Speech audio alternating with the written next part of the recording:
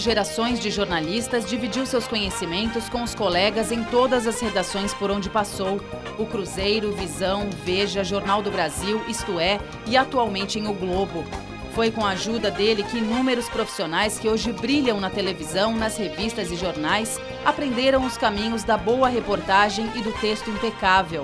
Na literatura, premiou os leitores com 2 clássicos da não-ficção nacional, Cidade Partida, onde exibe as entranhas de um Rio de Janeiro marcado pela tragédia da violência urbana que persiste ao longo de décadas, e 1968, o ano que não terminou. O relançamento deste último marca os 30 anos da publicação original e 50 dos acontecimentos retratados na obra. Das manifestações de estudantes que desafiavam o regime militar aos desdobramentos que se seguiram ao ato institucional número 5, de dezembro daquele ano, que acabaram com o que restava das liberdades civis. Na edição de hoje, o Roda Viva traz para os telespectadores a inteligência, as histórias e o humor do jornalista e escritor Zuenir Ventura, ou Mestre Zu, para todos aqueles que aprenderam com ele.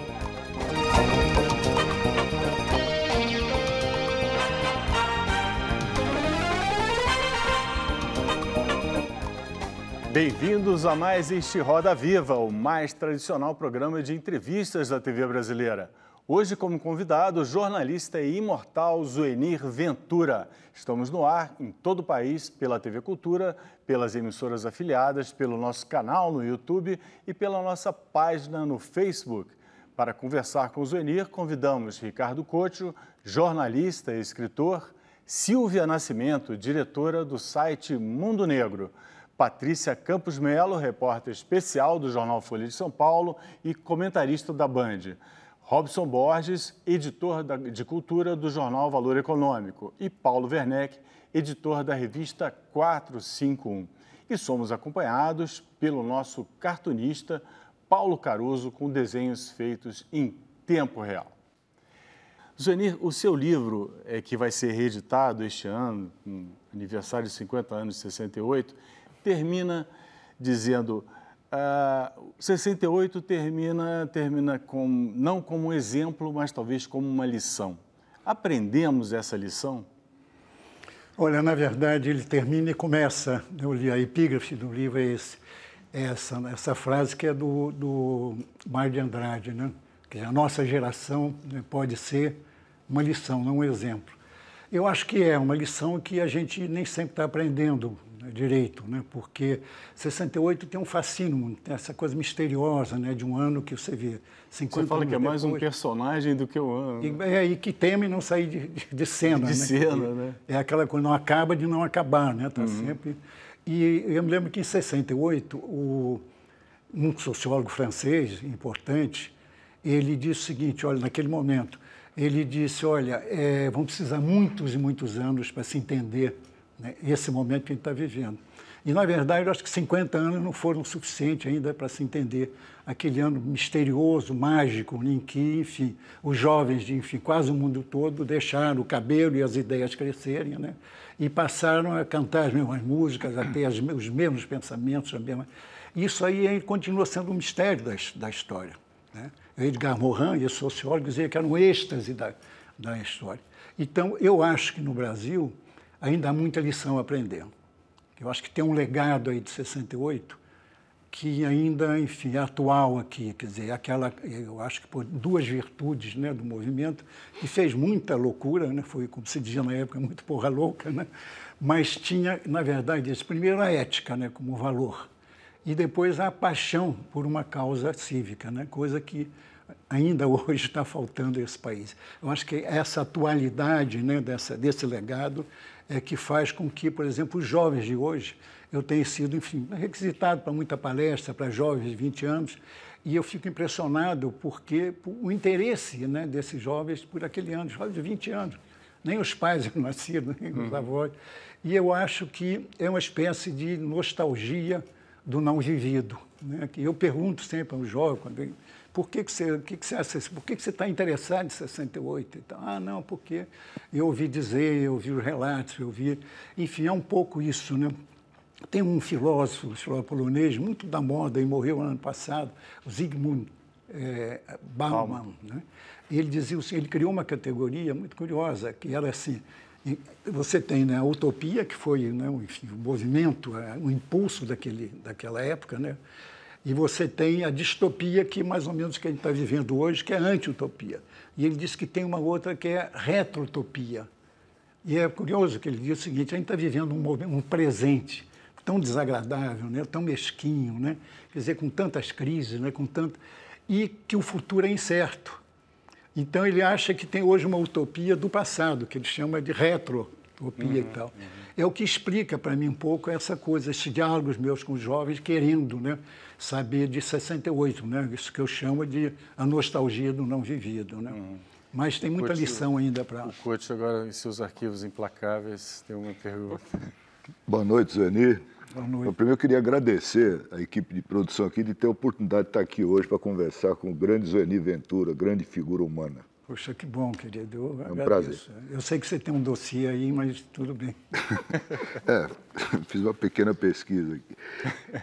Zuenir, como você explica esse paradoxo que eu nunca entendi? Entre 64 e 68, já em plena ditadura militar, tivemos a maior explosão da cultura brasileira. Tem marcas até hoje na nossa cultura. Na música, bossa nova, Chico, Tom, Vinícius, Caetano, Gil, os festivais. No teatro, oficina, arena em São Paulo, vários grupos de vanguarda no Rio, peças que se tornaram clássicos. No cinema, o Cinema Novo, Glauber Rocha e companhia. No jornalismo, revista Realidade, o auge do Jornal do Brasil, a revolução do Jornal da Tarde, Última Hora. Aí veio o AI-5 em 68. O golpe dentro do golpe, e a festa acabou. E hoje, o que nós temos de novo e de bom na nossa cultura, que sempre foi a tua área de atuação no jornalismo? Bom, eu devia ter combinado com você perguntas mais fáceis, né? Porque essa realmente Não, mas é uma questão. Eu acho que isso aqui é uma coisa que há tempos, né, eu venho pensando nisso. É curioso, porque essa contradição, né, daquela época levou, por exemplo, a uma conclusão com a qual eu não concordo. A pessoa já diz o seguinte, é que a arte precisa, né, da diversidade, porque o artista precisa da diversidade para criar. Eu acho que, na verdade, não. Naquele momento não foi por isso, foi apesar disso. Entendendo? Que você teve, né, quer dizer, um boom de criatividade, sobretudo em 68. E as pessoas dizem, mas como 68? Tinha passeata, tinha isso. Mas é porque, na verdade, quer dizer, os anos de chumbo começaram no dia 13 de dezembro de 1968, quando foi, né, houve aquele terrível AI-5, né, que aí sim cancelou todas as liberdades, enfim, né, toda a possibilidade de reunião. E agora, durante esse primeiro período, de 64, 65, você tinha essa possibilidade. Então, eu acho, quer dizer, há uma série, Couto, de mistérios da história, né? Eu, por exemplo, eu não sou historiador, e até hoje eu me pergunto, né? Continuo me perguntando de 68, quer dizer, por que houve, naquele momento, né, aquela sincronia, né? Como e tal. Então, eu acho que houve um empenho muito grande, uma necessidade muito grande de enfrentar a ditadura. Eu converso com jovens hoje, diz o seguinte, hoje não tem mais bandeira, né? A gente não tem contra o que lutar e tal.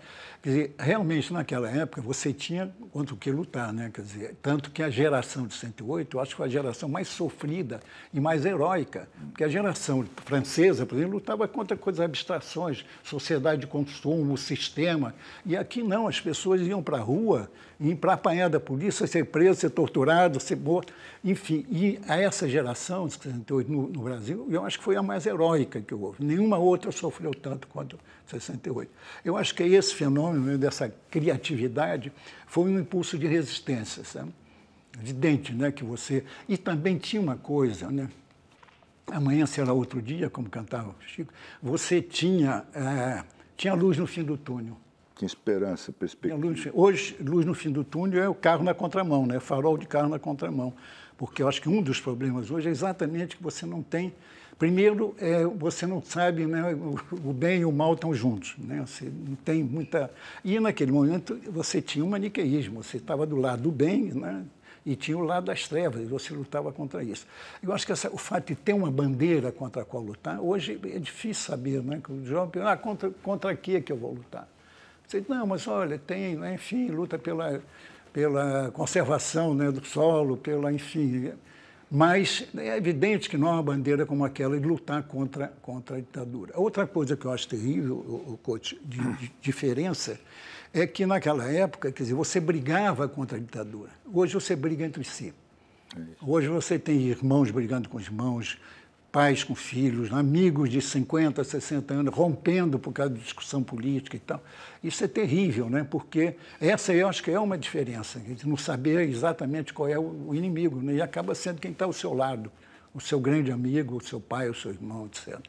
Então, eu acho que ainda, né, o que o Morin disse, eu acho que vamos precisar mais de 50 anos para entender tudo o que se passou e que se passou em seguida também, né? Hoje você tem uma onda reacionária, né, mais do que conservadora até, né, no mundo, e 68 é acusado disso. Diz assim, não, isso é culpa de 68, que avançou demais e agora tem que haver, quer dizer, a história pendular, tem que haver o retrocesso e tal. Quer dizer, é uma coisa discutível, né, mas 68 também é acusado disso, não? Zueni, a Silvia vai fazer uma pergunta, falando em jovens, falando em polarização. Oi, Silvia, prazer, né, Silvia? Prazer é meu. Também aproveito para agradecer a oportunidade, né, tanto de participar de um programa de tanta relevância, como poder beber da fonte e fazer umas perguntas com um pouco de recorte racial, né, trazendo um pouco mais de cor para a discussão. 1968 também foi o ano do assassinato do Martin Luther King. Ele é hoje reconhecido como um dos maiores símbolos de luta não só contra o racismo, como também de direitos humanos. Eu queria saber do senhor, em 1968, com toda essa turbulência do Brasil, como que essa morte se refletiu aqui no Brasil? Se chegou a ser uma questão, se chegou a ser uma pauta, e se o movimento negro aqui no Brasil tinha alguma representatividade? Olha, eu acho que o movimento negro realmente é dos 4 movimentos importantes que ou nasceram, mais do que nasceram, solidificaram, ganharam consciência naquele momento, como o orgulho negro, né? Então, o movimento negro, o movimento homossexual, o movimento ambientalista, o movimento feminista, né? Eu acho que esses 4 movimentos foram realmente importantes. Agora, não havia uma pauta do movimento negro. Eu acho que havia mais a consciência do orgulho negro do que de uma pauta. Quer dizer, não fez parte, né, da agenda, né, desses meninos, né, dos estudantes daquela época. Não houve, de certa maneira, mas não uma luta, né, pelos direitos, né, do negro. Mas, ao mesmo tempo, ficou como herança. Quer dizer, claro, você ainda vive num país racista, você ainda vive, né, num país em que os negros são discriminados, né, que ganham mal, que vivem mal. Mas há, pelo menos, eu acho que há um avanço, né, digamos assim, um certo empoderamento, né? O movimento tem coisas, por exemplo, 2016, por exemplo, eu acho, no movimento na Flip, aquele movimento literário de Paraty, o grande momento foi um momento de empoderamento feminista, de negro, né? Você vê que o Lázaro, o livro do Lázaro é um livro, enfim, que mobilizou pessoas da maior importância. Tenha isso. Agora, falta muito a conquistar, mas eu acho que foi um passo à frente. E a repercussão mesmo do caso do Martin Luther King nessa época, ele chegou a repercutir nos jornais, o senhor lembra de como isso chegou no Brasil? Porque a repressão que os estudantes sofriam aqui era muito similar com a repressão que a comunidade negra também sofria nesse mesmo momento nos Estados Unidos, né, na luta dos movimentos dos direitos civis, né, que era repressão policial, prisão, muito similar com o que acontecia no Brasil. Então, de que forma isso chegou no Brasil e se chegou, né? Porque a gente sabe que a censura dava uma filtrada em muitas coisas, né? Não, foi o grande ídolo, né, de 60, eu acho que em todo mundo. Eu acho que não houve um discurso com todo aquele palavreado, né, dos jovens e tal. É proibido proibir, né, dos franceses, como o discurso do Martin Luther King, né, Eu Tenho um Sonho. Até hoje há políticos que parodiam esse discurso, né? Ele realmente foi um mártir, né, quer dizer, como se sabe, mas deixou um exemplo também de esperança, né? Sim. Quer dizer, não era o sonho e a esperança. E repercutiu aqui, evidentemente, tá vendo? Como um modelo, como, enfim, sobretudo como ídolo. Eu me lembro que você tinha sempre, né, a citação indispensável do exemplo do Martin Luther King, ou seja, de lutar, né, pela paz, tá vendo? Lutar com paz pela paz, no momento que você tinha, mesmo nos Estados Unidos, Panteras Negras, você tinha uma radicalização, né? E ele mostrava o seguinte, não é por aí, tá entendendo? Não é desse jeito que a gente tem que ir. Eu acho que é uma lição que aqui no Brasil também foi, de certa maneira, eu acho útil e até usada por aqueles que achavam, você sabe que, por exemplo, a passeata de 100 mil, você tinha 2 alas, né? Tinha uma que dizia, só o povo armado derruba a ditadura, que era do Fernando Gabeira, e só, né, o povo organizado derruba a ditadura, que é do Vladimir. E esse grupo, quer dizer, se inspirava muito né, no Martin Luther King, ou seja, né, só o povo organizado derruba a ditadura, como aconteceu lá, né, quer dizer, não foi pelo radicalismo, não foi pela luta armada como aqui que o movimento, né, digamos, venceu. Né? É isso, obrigada. Zu, a Patrícia agora tem uma pergunta para você. Bom, queria agradecer também, uma honra estar aqui, entrevistar o Zoenir, uma honra estar no programa. Eu queria perguntar, a gente, desde o impeachment da presidente Dilma Rousseff, a direita começou a ganhar mais espaço no país, você teve a direita indo para as ruas e também o aumento de presença de militares. Guardadas as devidas proporções, você vê alguma semelhança entre o período que a gente vive hoje e o período entre 64 e 68? Olha, as condições, quer dizer, são outras, né? Quer dizer, eu acho que hoje você tem, mal ou bem, né, uma democracia imperfeita, né? Quer dizer, mas é uma democracia. Há pouco tempo falando, enfim, numa plateia de jovens, um menino se levantou e tal, barbudinho, muito aguerrido, e disse, eu não vejo diferença nenhuma entre aquela época, e disse que você está dizendo daquela época que a gente vive hoje, nós vivemos uma ditadura hoje do mercado e tal. Eu falei, companheiro, a diferença é o seguinte, se você dissesse, né, naquela época, o que você está dizendo hoje, você saía daqui preso. E hoje não, hoje você tem pelo menos liberdade de dizer isso. Não é tudo, a democracia não é só isso, mas já é um avanço. Né? Eu acho que realmente a democracia é, né, ainda o melhor dos sistemas. Agora, essa é uma diferença fundamental, tá entendendo? Agora, a outra que eu acho, e que você foi meio responsável por isso, né? De dizer aquela frase que eu disse, né? De que nunca a direita foi tão despudorada como agora, né? Realmente isso, né? Você tem a direita no Congresso elogiando, enfim, torturador. Chega a esse ponto, né? Você, enfim, isso aí é uma coisa, no mundo todo está havendo esse vento, né? Esse vento conservador. Mas eu acho que no Brasil está um pouco demais, entendeu? Quer dizer, essa eu acho que é uma... Eu acho que nem, enfim, naquela época que você tinha, né, quer dizer, a ditadura de direita, né, que era a ditadura, com tanta, digamos assim, tanto empenho, entendeu? E tanto descaramento de assumir a posição de direita, né? Era uma direita mais envergonhada, né? Hoje você tem a extrema-direita, mais do que até a direita.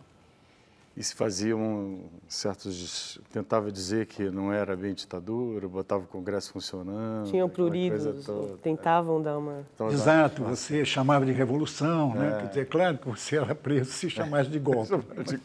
Mas, está entendendo? Essa é a diferença, eu acho que é a diferença. Hoje você pode chamar de golpe, né? Até de golpista, né? Tem a chamada mídia golpista, né? A imprensa hoje é uma espécie de... da GNI, né? Todo mundo joga pedra nela, inclusive membros do Supremo, né? E né, chamada também de mídia golpista, de mídia, enfim, mídia opressiva, né? Como foi chamada por um dos... Enfim, há uma diferença grande e eu acho que há um avanço também, sobretudo essa da democracia, tá entendendo? Eu acho que eu aposto, eu acho que... E democracia, isso dá trabalho, né? Ela, imagina, exige paciência, você não conquista nada de um dia para o outro, né? Quer dizer, exige tolerância, né, que não está havendo hoje, né? Existe realmente essa... E democracia é isso, né? É você ter que aturar a opinião do outro.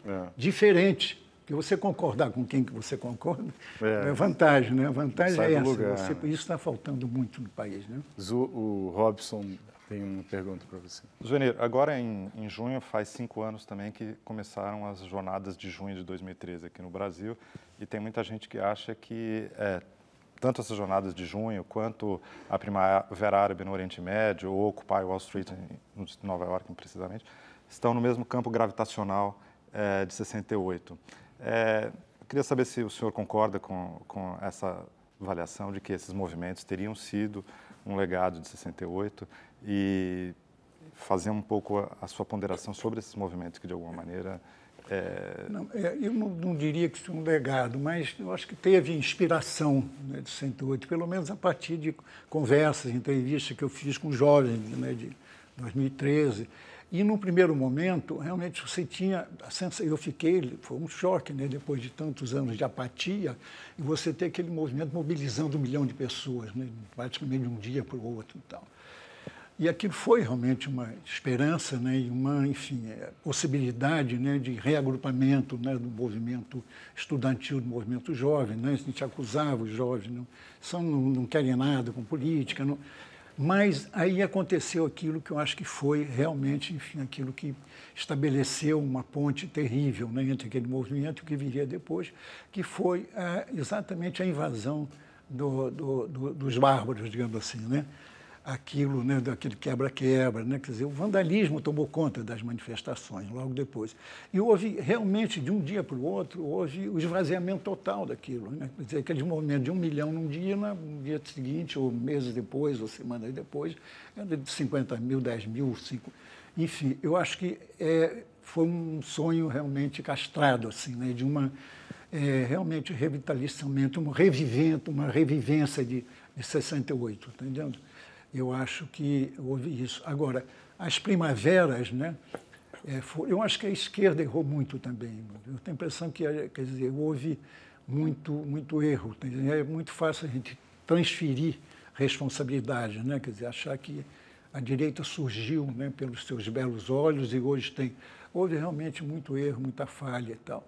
Agora, Quais falhas que o senhor apontaria como essenciais nessa? Eu acho que realmente é o seguinte, quer dizer, hoje há um fenômeno no Brasil terrível, que é o fenômeno da corrupção. Quer dizer, não é que a corrupção de hoje seja uma invenção de agora ou de 5 anos atrás, 10 anos atrás, vem muito coisa. Mas eu acho que o fenômeno mais importante que aconteceu nesse país, o acontecimento mais importante, foi o surgimento da Lava Jato, né? Que realmente escancarou um país que cheira mal, entendendo? Que é desagradável de você ver, né? Mas é um nervo exposto, quer dizer, expôs ao país, que a gente está vivendo um momento de purgação, né? Quer dizer, esse tumor tem que ser expurgado, não adianta botar esparadrapo, tapar, você tem que expurgar, você tem que... E aí revelou, quer dizer, essa realidade, esse país que a gente não conhecia e que a própria esquerda, quer dizer, participava dele sem denunciar. Né? Eu acho que eu estava vendo agora há pouco, né, uma pesquisa agora, né, do Datafolha, em que 84%, se não me engano, da população é a favor da Lava Jato. Mas você sabe que existem movimentos ou tendências ou coisas de tentar, né, quer dizer, abortar isso, né, ou, de certa maneira, impedir que isso chegue a todos os cantos, né, todos os recantos e tal. Eu acho que esse foi um dos erros, deixar o país chegar a esse ponto, né, de corrupção que a gente chegou. E que a gente está vendo, na verdade, só agora, né? Quer dizer, isso tudo era meio encoberto, né? Eu não sabia. Em alguns casos a gente sabia em redação, né, Couto? Você sabia que fulano, né, estava recebendo dinheiro, mas você não tinha como provar. Primeiro que, na época, você estava vivendo coisas, e mesmo depois você precisava de prova. Você não vai acusar um cara de ladrão. Não é que você vai acusar um governador de um estado de ladrão que roubou, sei lá, 300 milhões e tal. Você não tinha condições, como jornalista, de fazer isso. Precisava alguma coisa como Lava Jato, né?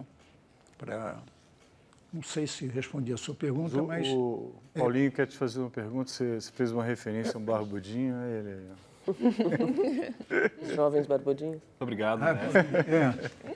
Zuenir, uma coisa que impressiona na leitura do seu livro é que todos aqueles personagens se tornariam protagonistas na cultura e na política brasileira. De certa maneira, a geração 68 tomou o poder em várias esferas, nas redações, no Congresso, em diferentes governos que o Brasil teve. Parece que agora essa geração não está mais nesse poder, tanto nas redações como nas esferas de governo, etc. Será que já não acabou 68 e a gente não se deu conta ainda? É o que eu realmente me pergunto, né? Sempre. E realmente, eu estou dizendo, a única certeza que eu tenho é que eu vou acabar antes, entendeu? Quer dizer, porque mas você tem razão. Hoje, um dos problemas é o seguinte, é que você não tem, daqueles heróis, né, de 68, você não tem nenhum remanescente, por exemplo, né, com pretensão, né, ao poder, podendo disputar o poder. E você tem péssimos exemplos, né, de 68. Agora, ao mesmo tempo, você também não tem lideranças novas, né? Você não tem... Quer dizer, eu acho até que tem muita coisa para surgir aí esse ano. Eu conheço alguns jovens, né, que estão, enfim, em partidos, aliás, não chamam nem de partidos, né, que já é uma coisa sintomática. Eu não sei o que pode vir para aí. Eu, como sou um otimista, né, eu realmente, no meu DNA estava que eu ia ser careca e ia ser otimista, né, estou sempre achando que dias melhores virão. Eu estou, apesar de toda essa nuvem que tem, né, terrível pairando sobre esse ano, né, das eleições, eu estou com esperança de que surja alguma coisa nova. Porque o problema é que você não tem nenhuma liderança nova assim, empolgando o país. O que você tem de liderança nova, empolgando, não digo o país, mas parte do país, é uma perspectiva terrível, né? Eu não quero ficar citando nomes aqui, nem acho que nem preciso, né, para saber das ameaças, né, que a gente tem para essas novas eleições. Mas eu estou achando que é possível que venha aí alguma coisa de novo, né? Então você vai votar? Vou votar. Não, eu tenho a vida toda para votar, né? Essa coisa de voto nulo. Então, pô, a gente, né? Imagina, tem uma geração que se, né, matou por isso, né? Que se sacrificou, que a geração de 68 e agora diz, não, né, vou me dar o luxo de não votar. E você acaba votando no menos ruim, né? Mas eu acho que e eu espero que, nesse momento, porque um dos problemas, né, Paulo, é que houve uma apatia, um desencanto muito grande da juventude com a política, e com razão. Né? Quer dizer, como você vai empolgar? Você olha, né, para o jovem e fala do Congresso, você acha que ele, né, tem alguma motivação, né, para? Então, eu espero que ele, né, venha a ser. Eu sei de dois jovens que vão se candidatar, entendeu? E que para mim, são esperança. Eu não sei, é muito cedo, né, para você ficar apostando, né, no jovem. Mas você tem razão, o quadro, né, é muito de 60. E é assim, no meu livro, O que Fizemos de Nós, tem um capítulo, há 168 em cada canto. E aí eu procurei, né, remanescentes, assim, aí tinha no Supremo, no Congresso, em todos os cantos, né, você tinha um remanescente 68. Né? Isso foi em 2008 que eu publiquei o livro. E hoje, os exemplos que você tem, né, as voltas com a polícia, as voltas com a justiça, as voltas com... Ficou realmente muito bom. Agora, para fazer justiça, onde eu faço sempre, é um dos líderes, até que na época, realmente, eu posicionava contra, né? Quer dizer, eu não participava de política, fui preso, mas por engano, eu não participei. Acho que jornalista não tem que ter militância, né, ideológica, política e tal, eu acho que, enfim, não fui. Mas é o Fernando Gabeira. O Gabeira achava que o caminho era as armas, então ele evoluiu, passou pela política de uma maneira impecável, né? Hoje voltou a ser um jornalista da maior importância.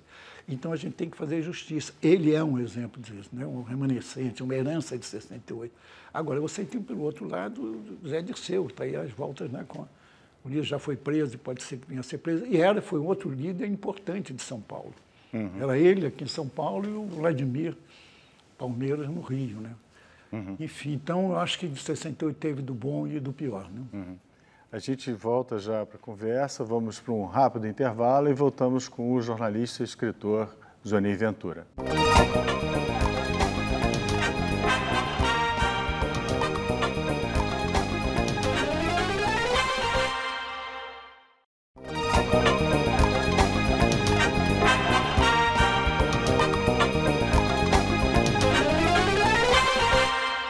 Estamos de volta com o jornalista e escritor Zuenir Ventura. Zuenir, você falou que você foi preso. Como é que foi essa prisão sua?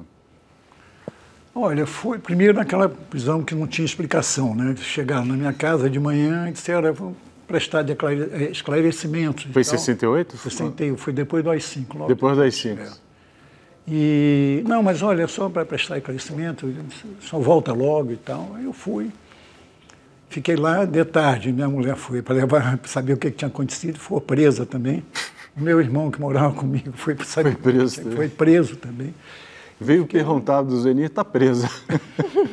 E aí ficamos, enfim, fiquei 3 meses preso. A sorte é que eu fiquei preso com o Hélio Pellegrino. Pois é. O Pellegrino era o maior psicanalista do Brasil, do Rio, então, e as pessoas pagavam fortuna para ser preso com ele. Eu fiquei 3 meses, só que inverteu, eu era escuta, né? Em vez de ele falava maravilhosamente bem e tal. Enfim, depois de 3 meses não tinha nada contra mim, a não ser que, enfim, eu participava de assembleia, como todo mundo, né? Você lutava, denunciava a tortura, mas não tinha nenhuma militância, nenhuma participação política, tá entendendo? Então, aí quem me soltou foi o Nelson Rodrigues, que era contra o movimento estudantil, muito amigo do Hélio Pellegrino, e aí muito amigo dos generais, soltou o Hélio na hora de sair, falou, olha, eu só saio se o Zuenir também sair. E o Nelson, que era aquela coisa, né, hiperbólica e tal, disse, mas com aquela voz bovina, o Hélio, mas se essa doce figura jogar uma bomba aqui depois no quartel. Mas aí acabou, e ficamos amigos, né, depois disso. E você acabou analisando o Hélio, né?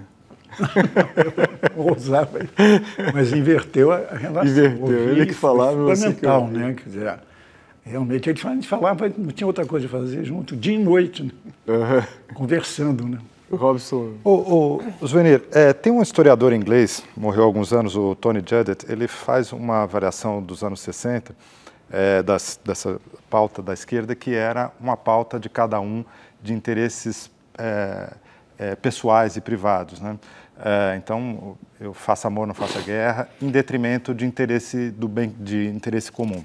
E ele é um pouco crítico em relação a essa reivindicação, porque ele acha que isso estaria no cerne de um certo hiperindividualismo que caracterizou aí os anos 2000, 2010, enfim, talvez a gente pudesse extrapolar para a contemporaneidade. E alguns outros historiadores acham que, de fato, um efeito colateral de 68 ou da geração dos anos 60 teria sido a direita, assim, uma pauta apreendida pela direita. Você concorda com essa avaliação? Como que você vê esse discurso? Enfim, eu não faço pauta. Não, eu respeito muito, imagina, quem sou eu não sou historiador, agora eu falo como jornalista, né, testemunho e tal, impressões, né, sujeitas realmente à correção. Eu acho que houve um certo, né, individualismo, né? Eu fui perceber isso, por exemplo, em 2008, mas eu acho que muito maior do que havia, porque não se pode esquecer que era uma coisa que toda a luta dos jovens, a agenda era coletiva, tá entendendo? Quer dizer, não era por interesses pessoais, nem interesse de classe, né? Nem interesse... Enfim, foi realmente uma luta em que o caráter coletivo, acho que pesou muito mais sobre as vontades individuais. Claro que havia, eu mesmo estava dizendo agora há pouco, né, a música do Geraldo André, que era um lema de coisa, né? Enfim, achando que você com vontade, né, aquela confundir revolução com volição, né? Basta ter vontade que você faz uma mudança e tal. Eu acho que não, eu acho que essa discussão está em aberto. A gente volta ao seguinte, àquilo que era um livro da época, um autor da moda na época, era Humberto Eco, né? Ele, né, da obra aberta, né? Quer dizer, até hoje, né, 68 é uma obra aberta, né?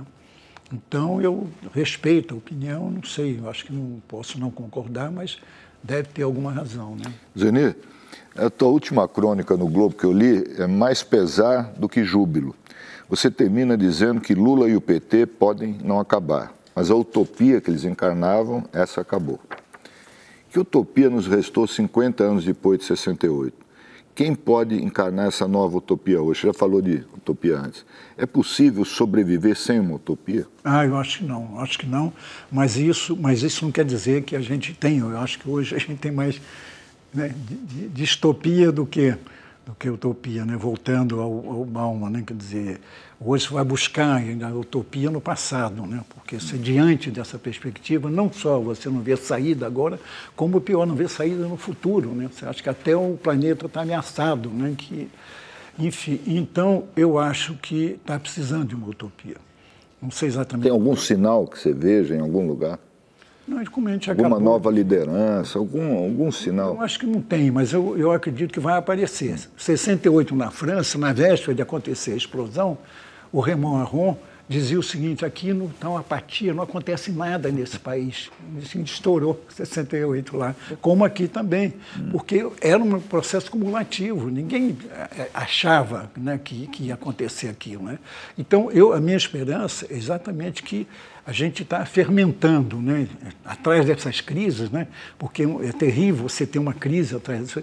Isso é novidade, né, coach? A gente viveu crise econômica, crise política, crise ambiental. Mas tinha perspectivas de mudança, tinha esperança.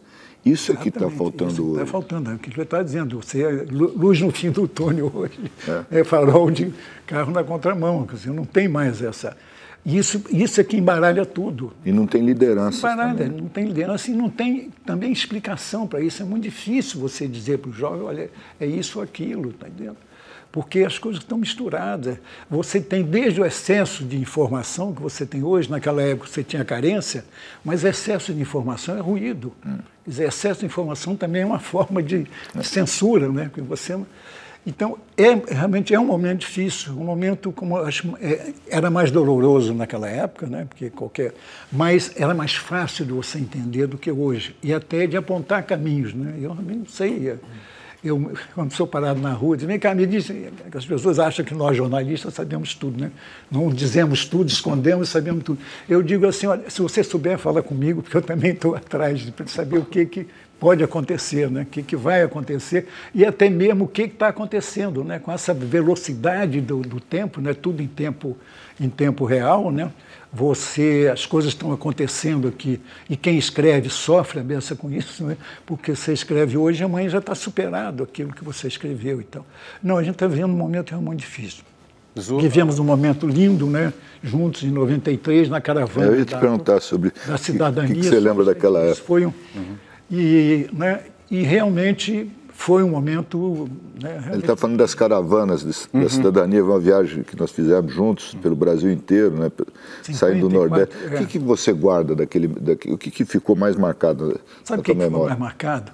A voz da Maria do Socorro, essa mulher incrível, ela é o seguinte, ela desceu a serra, 5 quilômetros, fazendo a caravana dela para encontrar a caravana do Lula. O Lula foi na véspera de 94, mas ele não era ainda, não se dizia candidato e tal, nem queria fazer campanha, ele queria ouvir as pessoas e tal. E ela, naquele discurso dela, diz assim, nós está aqui não por boniteza, nós está com fome, quem tem fome tem pressa. Que eu acho que foi logo usado depois pelo próprio Lula e pelo nosso querido Betinho, né? Quem tem fome tem pressa. É dessa mulher, Maria do Socorro, sabe, que dizia essa coisa incrível, né, nós está aqui, a gente brincava depois, quando o garçom demorava, nós não está aqui por nós está é fantástica, né? Zoenir, tem precisão. Uma pergunta relacionada ao momento atual. Você estava elogiando o trabalho de combate à corrupção, uma coisa necessária no país. Existe uma parte das pessoas que acha que a prisão do Lula mostra que ninguém está acima da lei. E outra parte acha que mostra que a justiça é politizada e é 2 pesos e 2 medidas. Qual das duas está mais próxima da realidade para você? Eu acho que esse processo ainda não terminou. Eu acho que no momento você pode, né? Tem gente reclamando hoje mesmo, né? E o que foi? E o Alckmin? E o Aécio? Por que não... Gente, é um processo ainda em processo, né? Quer dizer, você não terminou ainda, né, o trabalho. Eu espero que, tá dentro, eu acredito na justiça. Entendendo? Acho que não tem essa coisa de... Eu, por exemplo, essa crônica que eu escrevi era de pesar e não de júbilo, que dizia o seguinte, eu não consigo, né? Quer dizer, vibrar, comemorar a prisão do Lula, tá entendendo? Quer dizer, não só porque eu conheci desde o começo, votei nele, enfim, viajamos juntos, né? E é uma figura realmente, uma pessoa realmente... Mas também eu não acho que o Moro veio ao mundo para perseguir o Lula. Eu não acredito nessa história de perseguição. Agora, eu sou muito acusado de ficar em cima do muro. Eu digo, não, eu fico realmente, nessa situação toda que a gente está vivendo, eu prefiro ficar em cima do muro, né, para saber, porque estão brigando tanto de um lado e do outro, que eu não quero tomar posição, tá entendendo? Eu quero realmente assistir de cima do muro. Mas também isso não adianta, porque eu sou acusado, né, por uns e por outros, né? Então, não, eu acho que não dá ainda para você dizer que... eu acho que ainda seria uma injustiça você dizer que a Lava Jato está privilegiando só um lado, entendeu? Eu prefiro esperar um pouco mais. Eu acho que não vai precisar esperar muito, não, para ver que ela está contemplando não os dois, mas os vários lados, não? O Paulo... Zoenir, outra pergunta.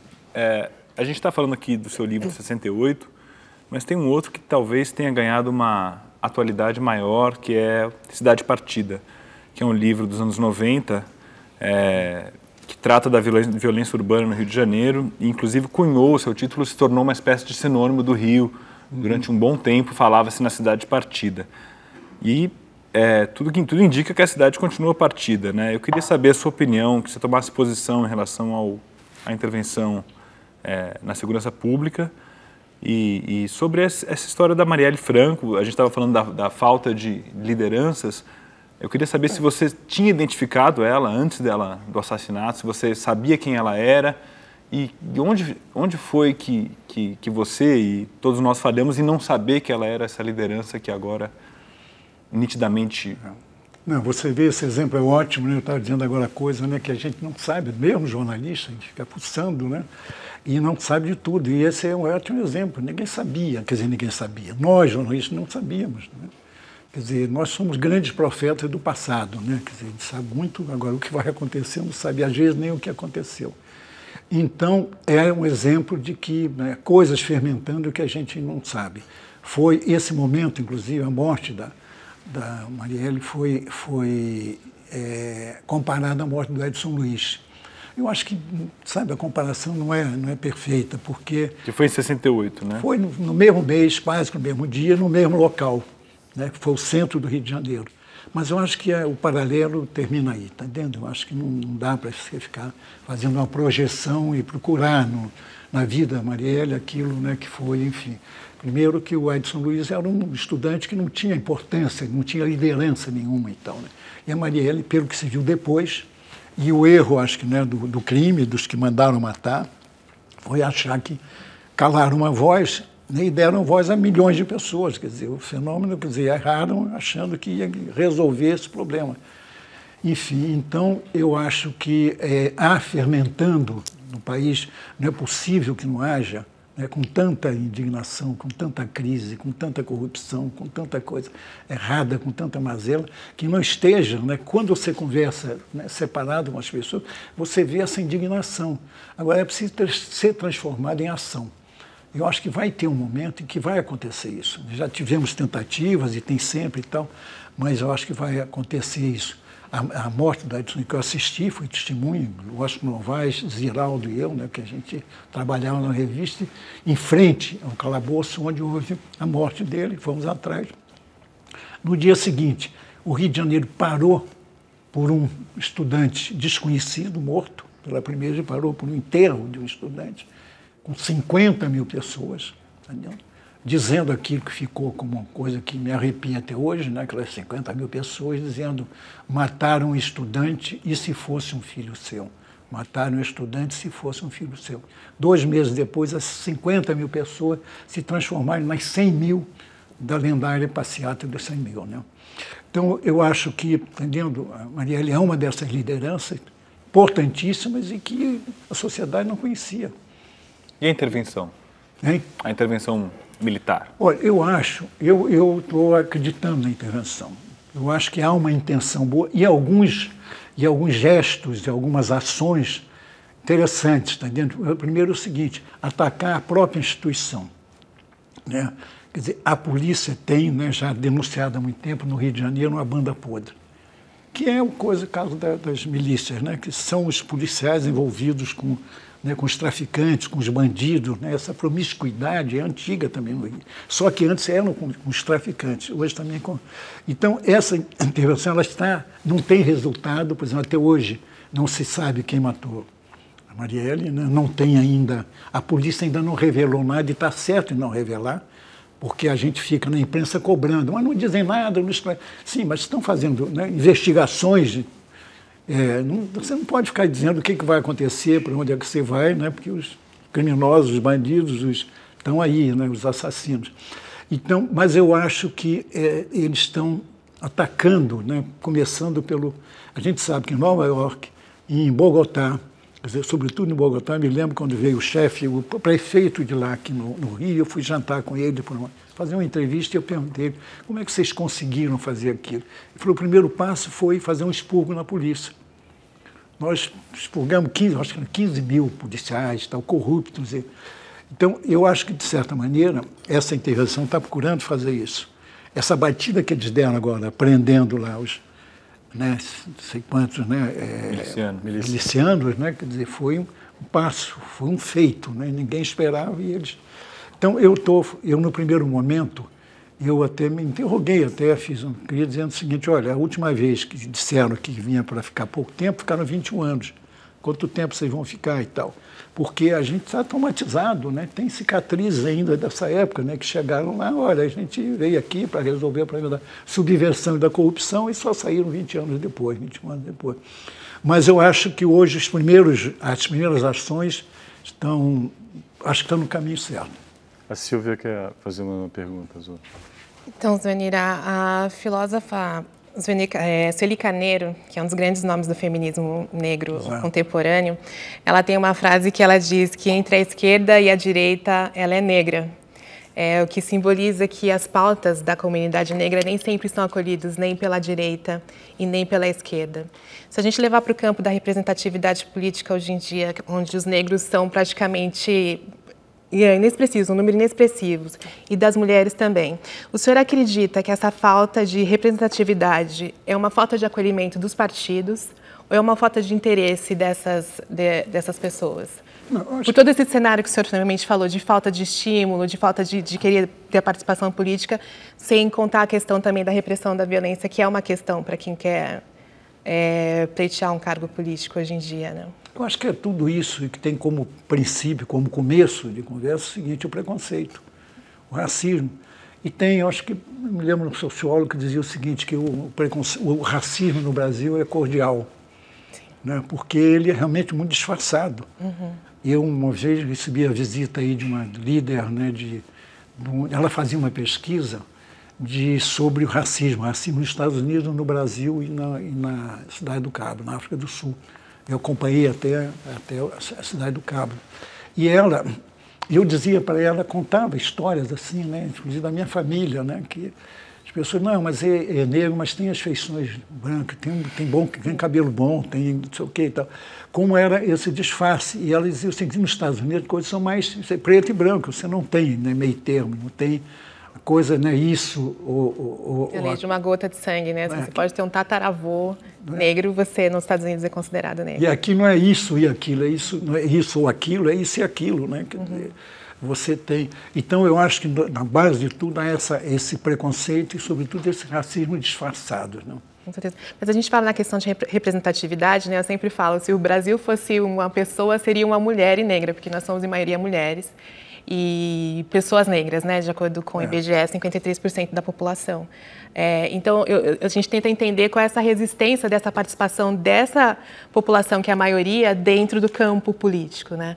Se é uma barreira que surge dos partidos mesmo, né? Se eles realmente têm interesse, porque a gente também tem um cenário político aí que tem grandes chances da gente ter a Marina Silva e o Joaquim Barbosa, né, como candidatos. E será que o Brasil está preparado para ter um presidente negro?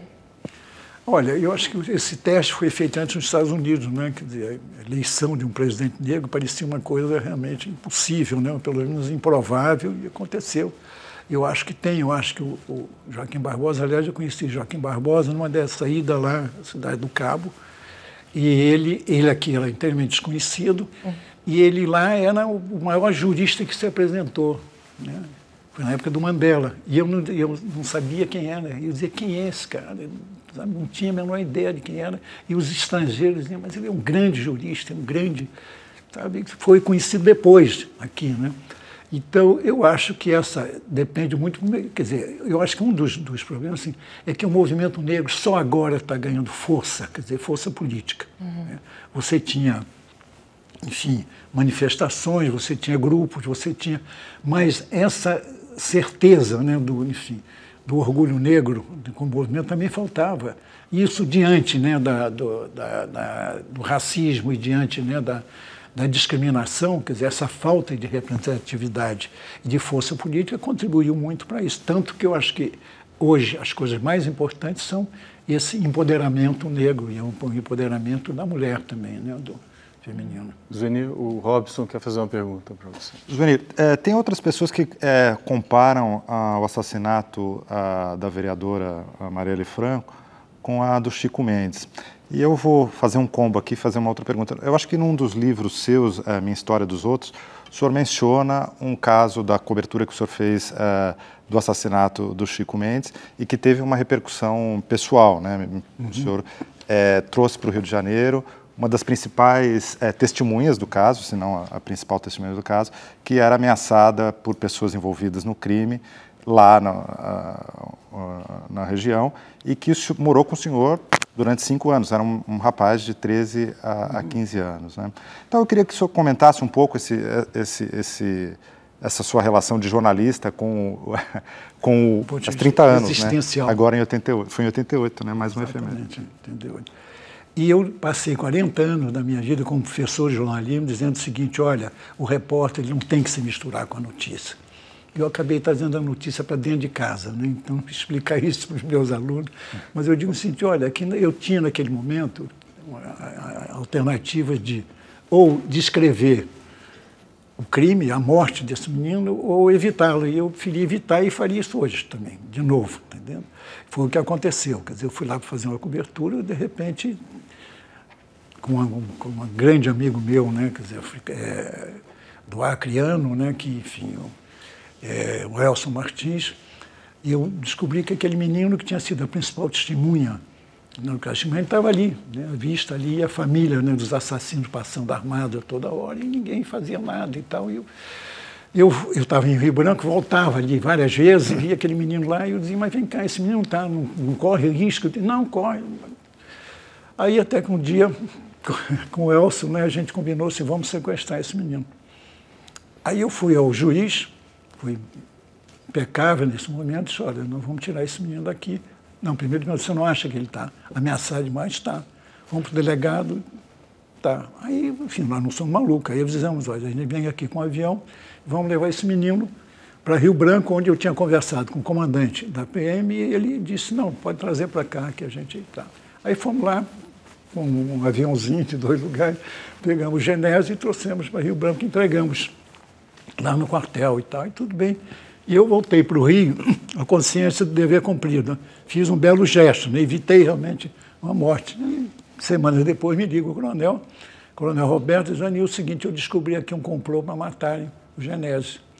Eu falei, bom, então leva para o quartel do Exército. Não, lá é pior. E aí, o que eu faço? Não, ele tem que ir para o Rio. Então, quando as pessoas mitificam, dizem, você... Eu falo, não, eu não tive outra saída. Não foi o gesto, eu não fico saindo daí pegando as crianças na rua para trazer para dentro de casa. Não, não tinha outra coisa. Aí eu falei, então tá. Aí ele foi para o Rio, eu fui ao juiz, ele ficou sob minha tutela dos 13 aos 18 anos, quando ele aí, maior, já, enfim, podia, e foi para lá. E foi uma experiência realmente assim... Acho que a minha família foi muito mais compreensiva, né? Porque eu brinco dizendo que cheguei com o menino debaixo do braço, agora tem um novo irmãozinho e tal, para o Mauro e Elisa, que receberam realmente ele muito bem, enfim, é uma figura. Mas foi assim, quer dizer, isso mudou muito, viu? Essa coisa de cobertura, né? Para mim foi a cobertura do ponto de vista existencial. Eu, enfim, disputo um pouco com o que eu fiz no Cidade Partida, que foi frequentar durante 10 meses uma favela dominada por traficantes. Né? Mas foi um episódio dramático também, né, Zoni? Hein? Foi um episódio meio dramático também, né? Você sofreu com isso, porque ele não se adaptou no Rio de Janeiro. Não, até foi um sofrimento. Porque um choque cultural. Choque cultural. Imagina, o menino chegou, o túnel para ele foi ele não conhecia água salgada, ele não tinha que provar para ele, sabe, privado, ele não... Enfim, foi um choque cultural, e ele, enfim, não foi uma coisa fácil, foi muito difícil, sabe? Ele escreveu um livro, e contando toda a experiência, eu nem li porque eu sou personagem, aí não quis. E ele hoje está lá, porque ele queria voltar para lá. Né? Ele queria, desde o começo, ele queria voltar. E eu sabia que se voltasse ia ser morto. E aí, como eu tinha o poder, né, sobre ele, a tutela, eu falei, você não vai, não adianta que você não vai. Você só sair daqui quando fizer 18 anos e tal. Foi o que aconteceu, quando eu fiz 18 anos, ele voltou para lá. Depois eu voltei lá, nos encontramos. E, enfim, eu fico sabendo notícia essa semana mesmo, sobre notícia da Júlia Feitosa, que foi uma mulher maravilhosa, que, sabe, me ajudou muito naquela... E ela brinca dizendo, e o nosso filho? Eu digo, e o nosso filho? Como é que está o nosso filho? E tal. Enfim, continuo mantendo, mas foi uma experiência assim, muito traumática para... A gente vai para mais um intervalo, voltamos na conversa daqui a pouquinho. Já.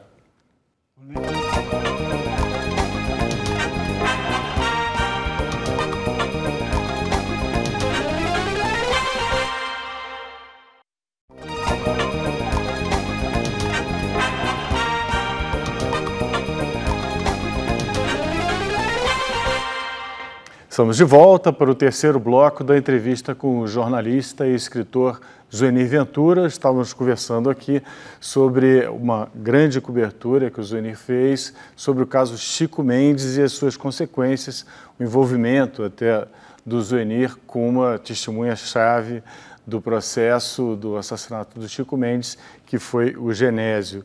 Então vamos continuar no assunto, a Patrícia vai... Fiquei curiosa, você estava contando que ele morou com vocês, né, durante dos 13 aos 18. Você mantém contato? O que aconteceu com ele? Bom, ele continua, voltou, né? Voltou para o Acre. E eu tenho esporadicamente notícia, como tive semana passada, né? Enfim, da nossa mãe dele, do nosso filho e tal. Que ele está bem, enfim. Está namorando, está com uma namorada firme. E ele é muito generoso, né? O problema de dinheiro com ele é complicado, porque a primeira coisa que ele faz é pagar uma roda de bebida para as pessoas quando recebe dinheiro e tal. E, enfim, gostaria de ter mais contato com ele. Tivemos durante o julgamento, porque ele foi ao julgamento, e foi a testemunha definitiva, decisiva para a condenação dos criminosos. E de uma coragem incrível, né? Porque ele, mesmo lá, ele desde o começo, ele dizia, né? Ele repetia a história que ele contava para as pessoas com a polícia. Ele era muito novo, né? Já tava... 13 anos, 13 ou 14 anos. E ele queria falar mesmo sabendo que ele podia ser morto por causa disso. Exato, sabia, né? Todo mundo sabia em Chapuri que ele estava ameaçado, que ele ficava sentado ali na porta, ele estava sobre, digamos assim, a guarda da polícia. Então tinha a polícia, a delegacia no lado e a PM do outro quartel. Ele ficava sentadinho ali assim, com o cabelo oxigenado, depois soube que era para ele, achava que disfarçava. Guarda de ser testemunho, então o cabelo, dava essa bandeira e tal. E tenho, olha, nesse livro, né, que é Minhas Histórias dos Outros, termina de uma forma assim muito, não digo pessimista, mas muito desencantada, porque eu dizia o seguinte, que ele me perguntava o que tinha feito de errado, né, porque... Enfim, ele dependeu de mim e ele não, por exemplo, se ele quisesse ir para o estrangeiro, ele iria, se ele quiser, ele podia fazer o que quisesse, entendeu? E acabou realmente não fazendo, né? Seguir o que ele quisesse seguir de carreira e tal. Mas aí depois essa coisa do livro, né, me animou um pouco, tanto que eu vou mudar esse capítulo, né? Ele vai terminar mais otimista, né, mais esperançoso e tal, porque as notícias que eu tenho recebido dele foram muito boas. E ele foi, Patrícia, no julgamento do caso Chico Mendes, veio a imprensa do mundo todo, né? E o depoimento dele era fundamental. E ele foi de uma coragem, encarando, né, os criminosos, de uma coragem, mas aquela coragem serena, tranquila, sabe? Não era coisa de herói, não tinha a menor noção, né, dessa coisa do heroísmo. Para ele era uma coisa natural, de contar aquilo que ele viu, né? O Couto vai falar, depois o Paulo também quer fazer uma pergunta. Zuenir, você escreveu outro dia que chegar à velhice é muito melhor do que não chegar, com toda a razão. A Tônia Carreiro já tinha falado antes que a opção é pior. Eu perguntava qual é a opção. A opção é ir embora. Eu lembro que você achava ruim quando te chamavam de o veterano jornalista. Por lá, Zuenir Ventura, o veterano jornalista, você achava ruim, né? E agora que você já passou dos 80, como é que te chamam? O que dói mais na velhice? Olha, dói, pois eu não acho a velhice ruim. Eu acho que hoje eu vivo momentos melhores que eu fiz, por exemplo, na adolescência, que é a idade, né, que todo mundo acha maravilhosa e tal, e para mim a adolescência foi pior. Eu era muito pobre, feio, não tinha dinheiro, não tinha namorada, não tinha nada. E hoje eu tenho uma mulher maravilhosa e tenho dinheiro para viver. Então eu acho... Agora, o problema é que às vezes ela é associada à dor, ao sofrimento. Meu problema é com sofrimento, né? Tem uma história muito boa do Veríssimo, né, Luiz Fernando Veríssimo, que é maravilhoso, né? O Luiz Fernando fica num canto, ele não fala muito pouco, ele diz que os outros é que falam muito.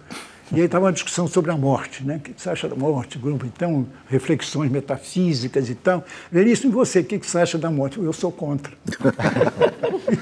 Falar nisso, Zuenir, como é que está o Veríssimo? A última vez que a gente se encontrou no Rio, ano passado, né, você falou que ele estava sendo agredido quando ia a restaurante, xingavam ele, que ele mal saía do apartamento dele. Como é que está isso hoje? Continua essa intolerância com ele? Um exemplo desse momento que a gente está vivendo, né, enfim, ai, meu Deus, eu fico tão abalado com isso, mas enfim, de raiva, de ódio, né, assim, não. E ele estava onde que ele não podia, um restaurante que tinha sempre um energúmeno, né, para dizer, e aí Paris, como é que vai? E que, sabe, e o Veríssimo é incapaz, né, de ter uma pessoa não reage, grandeza, né? de uma...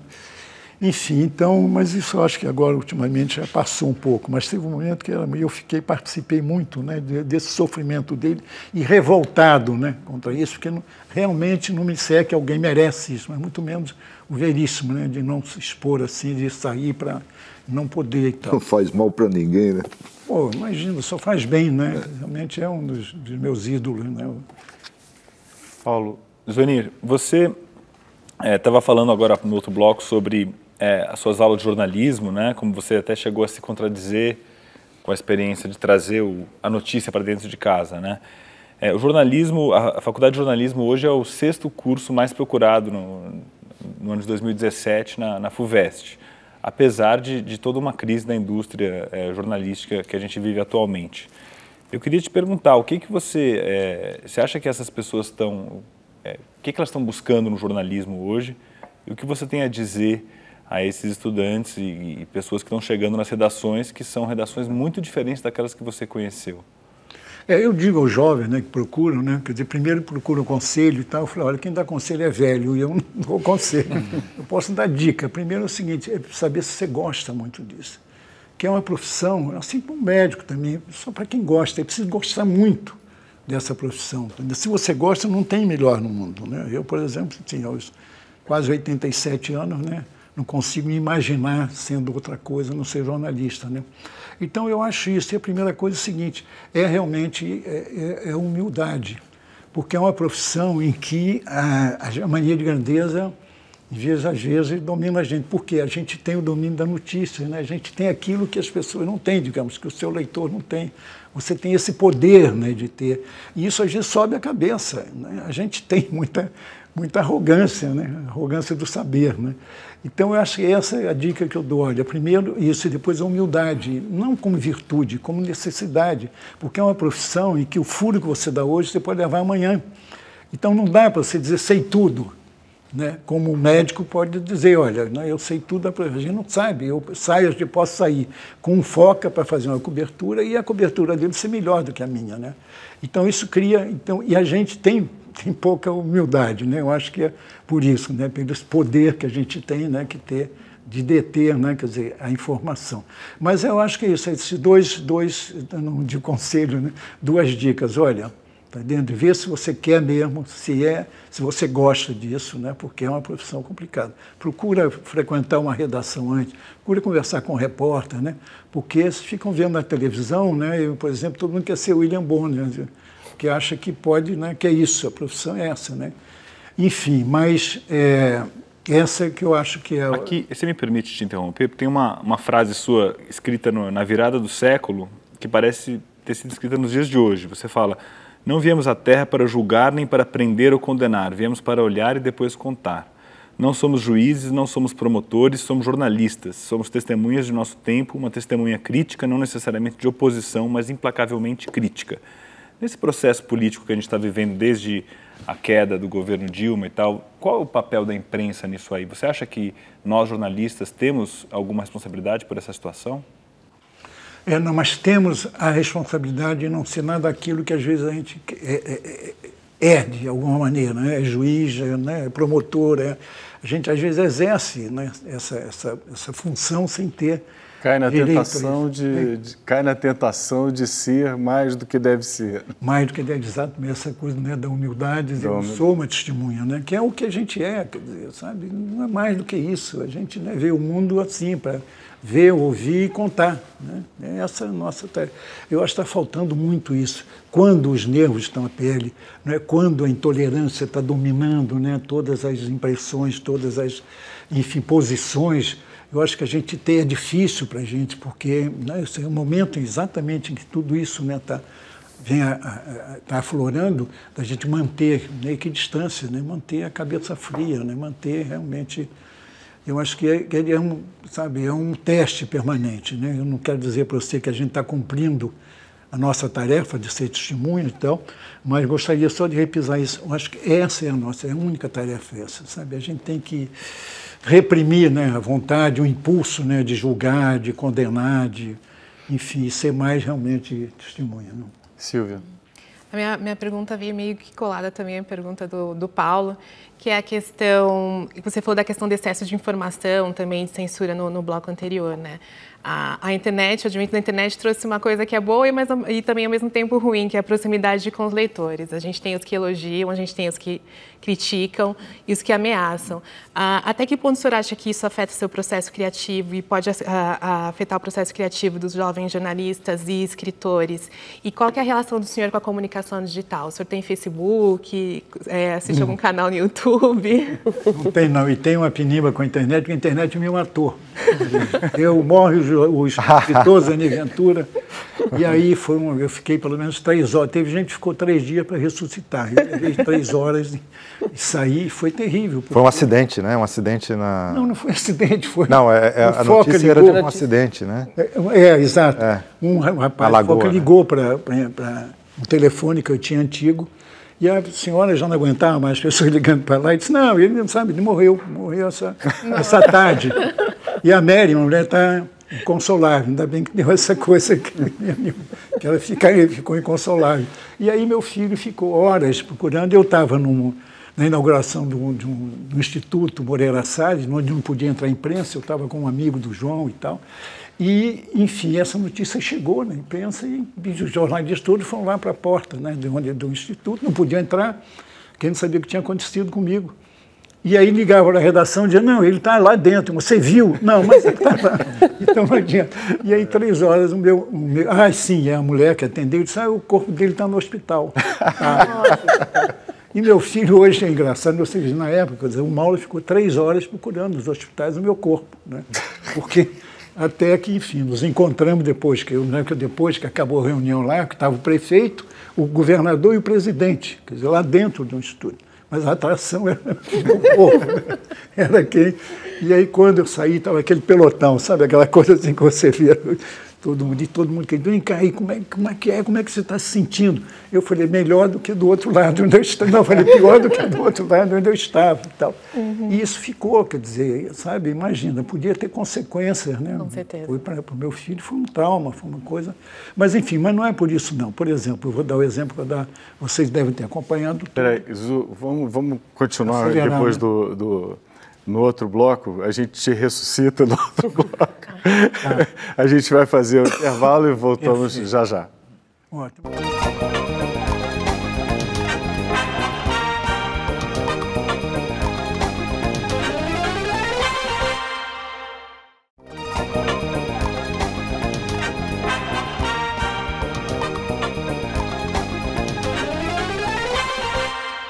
Estamos de volta para o 4º e último bloco da entrevista com o jornalista e escritor Zuenir Ventura. Zuenir, a gente está chegando aqui no 4º bloco, mas eu estou me dando conta que eu convidei a pessoa errada para vir aqui. Eu devia ter chamado uma certa Alice, que disse que você é famoso por conta dela. Que história é essa? Diz que o meu avô é famoso por minha causa. Ela é que é a famosa. É verdade, devia ter chamado a Alice aqui. Alice é minha paixão, né? Está presente em quase todas as minhas colunas, né? E os leitores reclamam. Tem leitor que lê só por causa da Alice. Mas você não falou da Alice hoje. E ela é muito precoce, né? Para mim, né? Eu sou um avô babão e tal. Mas ela diz isso. Mas ela é muito folgada mesmo, porque ela disse isso. Não, lá em casa, na minha família, tem 2 famosos. Eu e o meu avô, porque fala de mim. Quantos anos ela tem? 8 anos. Mas ela, enfim, realmente é uma paixão. Mas tem aí uma coisa de nova geração que é muito curioso neles. Ela já disse que sai para ganhar o prêmio, né? Não, exatamente. Quando a minha mulher, né, falou que a gente vinha aqui, eu vou receber um prêmio, né, da Brage, e ela queria saber, mas já é o prêmio? Não, porque eu quero ver o prêmio. E é uma espécie de renovação, né? Porque ela é impressionante como essa geração dela, como está bem informada, como ele sabe tudo, né? De computador, de iPad, e tem a maior impaciência com a gente. Eu, então, sou um analfabete, né? E ela fica, mas, vô, é isso. E ela não entende, que eu não entendo certas coisas. E é uma figura. Mas se deixar, eu vou ficar falando a vida toda da Alice. Tem uma outra coisa, Zuenir, é que antes de você ser jornalista, você ser escritor, você foi pintor de parede, foi lá no quando era jovem, quando você falou da adolescência, que foi muito difícil e tal, o que ficou dessa época? Agora, enfim, você se lembra de tudo, o que você traz dessa época? Primeiro o seguinte, eu trago a figura do meu pai, né, que é um honrado cidadão brasileiro, pintor de parede, e o meu primeiro emprego foi, como eu digo assim, foi pintor de parede, mas isso é mania de grandeza, na verdade eu fui assistente. Assistente de pintor de parede. Eu raspava a parede para ele pintar, mas ele, como ele era o maior pintor de parede de Friburgo, eu digo, não, eu fui pintor de parede com meu pai. Mas, enfim, foi uma adolescência, eu fiz, depois fui boy de um banco, boy de um bar, né? Na época não era boy, era contínuo, né? Contínuo de um banco, contínuo de um banco. Fiz muita coisa, né? Mas não foi digamos assim, uma adolescência pobre, né? Uma família bem pobre e tal, mas não foi miserável. E não é, enfim, quando eu digo, né, que não tenho saudade, mas também não tem mágoa, não tem ressentimento. Não foi uma coisa assim, nunca passei fome, nunca fiz as coisas, né, que eu acabei querendo fazer. Eu acho que, né, enfim, graças à vida, né? Que me ha dado tanto, né? Como canta aquela. Eu tenho, enfim, eu não tenho que reclamar.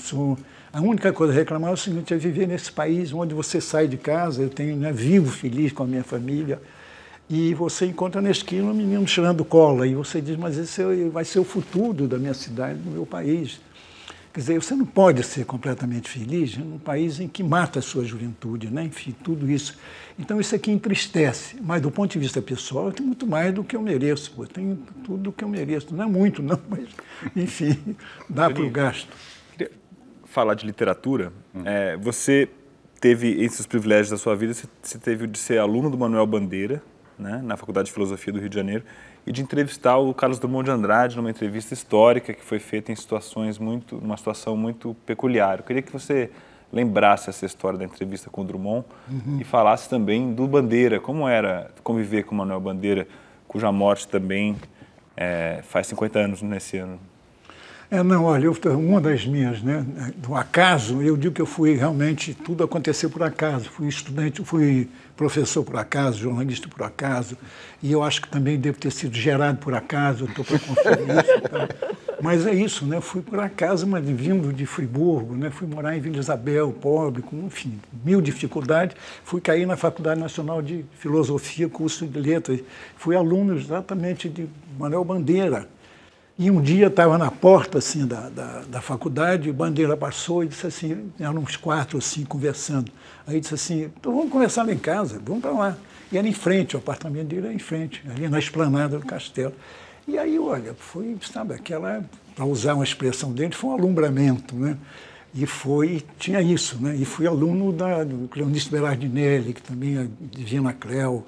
E aí com o Drummond foi uma coisa muito curiosa, porque eu não conhecia o Drummond. Um dia recebo um telefonema, eu trabalhava na Veja, um telefonema que eu achei que era trote, aqueles trote que passava, e disse, olha, Zani, não, tem aí a pessoa que atendeu, Zani, tem a pessoa aqui que tal, disse que tem uma entrevista do Drummond. Eu falei, tá legal, é trote, né, e tal. Não, aí eu fui e ela disse, não, é o seguinte, o Drummond quer te dar uma entrevista. Eu falei, tá legal, Mati, identificou aqui, eu falei, tá, aqueles trotes que você passava, o Pavão quer falar com você.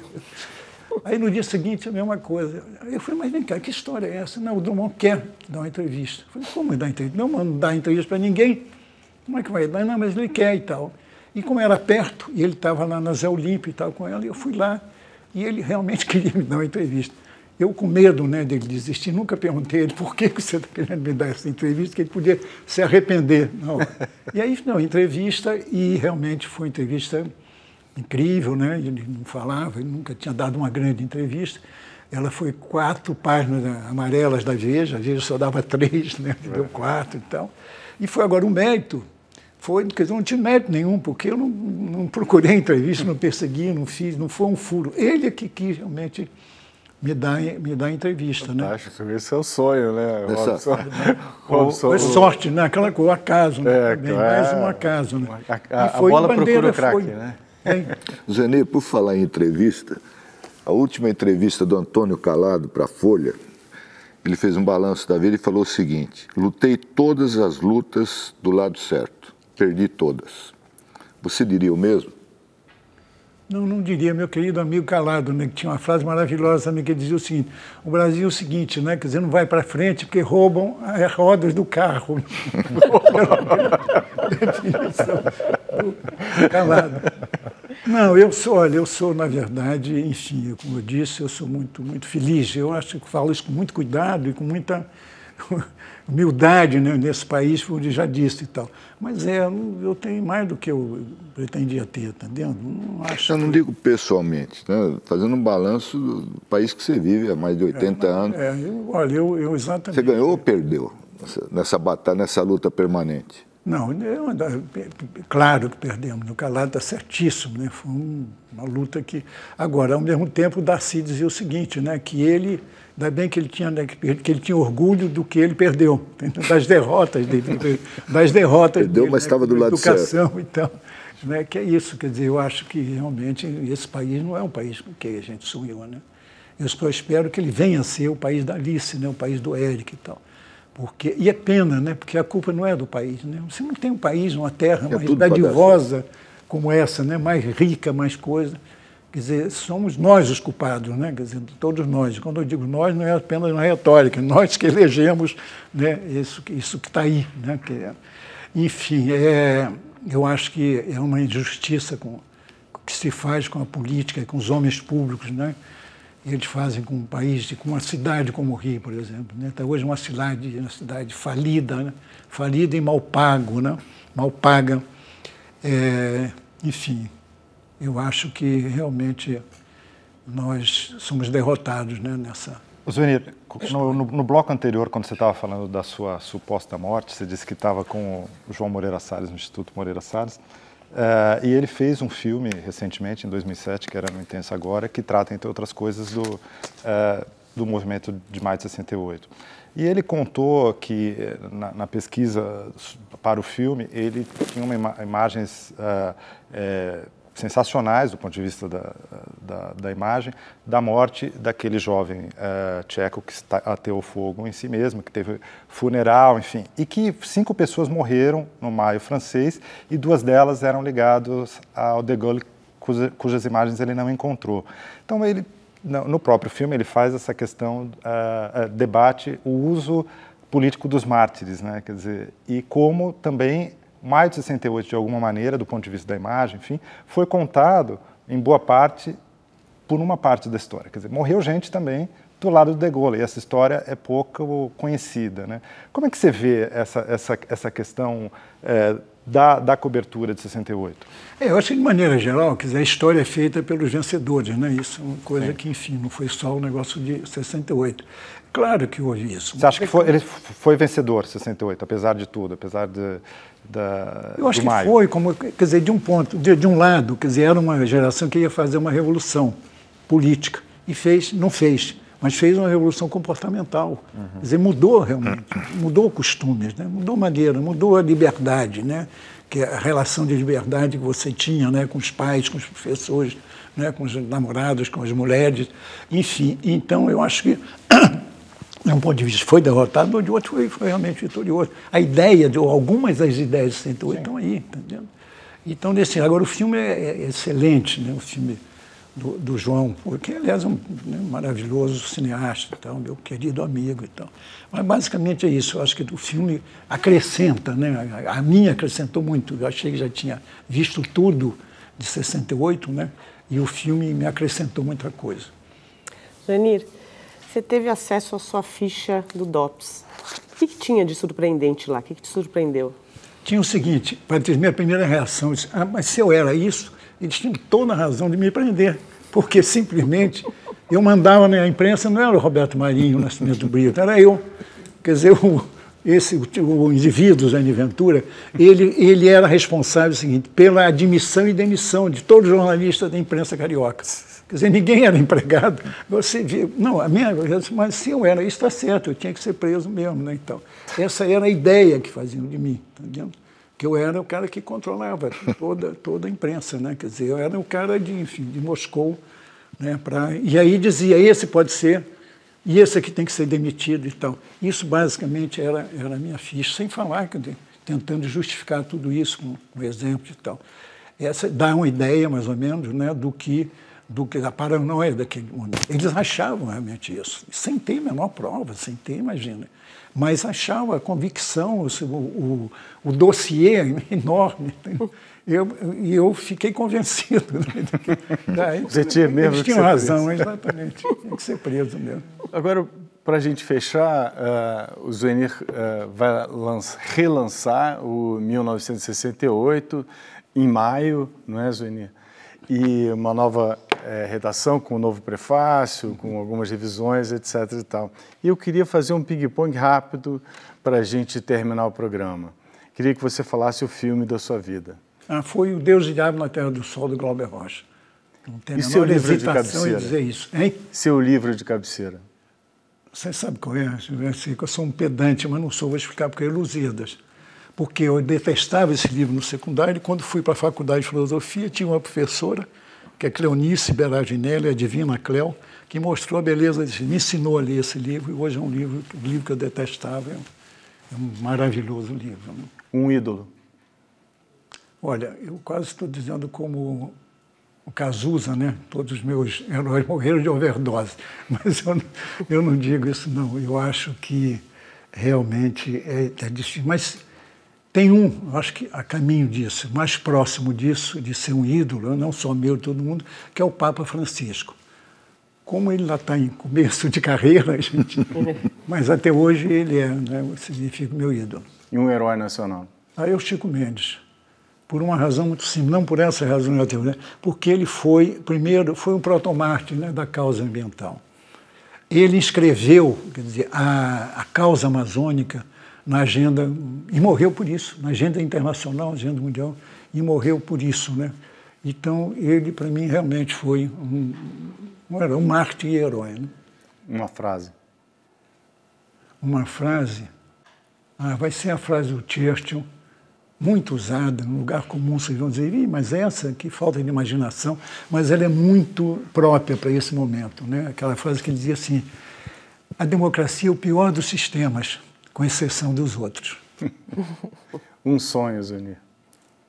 Olha, eu acho que não é de ter um país perfeito e tal, é de país melhor, pelo menos para a Alice, para o Eric. Né? Esse é o sonho, né? Eu acho que de todos nós, né? De ter esse país com que a gente sonha tanto, né? Que é tanto. Então. Muito obrigado, Zuenir. Foi maravilhoso ter você aqui. Estamos chegando agora ao final de mais esta edição do Roda Viva. Agradeço a participação do Ricardo Couto, da Silvia Nascimento, da Patrícia Campos Melo, do Robson Borges, do Paulo Werneck e do nosso cartunista Paulo Caruso. Agradeço também a você que nos acompanhou até agora, especialmente ao mestre Zuenir Ventura. Boa semana a todos e até a próxima segunda-feira. Até lá!